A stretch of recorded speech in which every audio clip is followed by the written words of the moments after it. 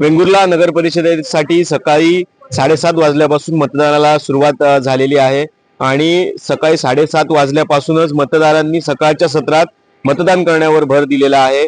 जर आपण बघितलं तर 2 तासात सकाळी 7:30 ते 9:30 या 2 तासामध्ये 10.51% एवढं मतदान हे झालेलं आहे। 10,115 जे एकूण मतदार आहेत त्याच्यापैकी 1,063 मतदारांनी हे जे आहे ते 9:30 वाजेपर्यंत मतदानाचा हक्क बजावल्याची माहिती जे निवडणूक निर्णय अधिकारी आहेत तहसीलदार ओंकार उतारी यांनी दिलेली आहे। दरम्यान सकाळच्या सत्रात जे मतदानावर मतदारांचे भर दिलेला पाहायला मिळाला। ठिकठिकाणी आपल्याला बूथ जे आहेत प्रत्येक पक्षाचे बूथ आहेत त्या ठिकाणी कार्यकर्ते पाहायला मिळत आहेत। मतदारांना बाहेर काढतायत मतदानासाठी।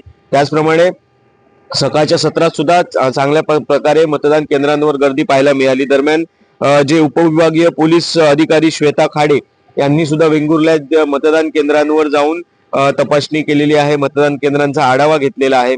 एकंदरीत आतापर्यंत वेंगुर्ले शहराचा विचार करता शांततेत मतदान सुरू आहे।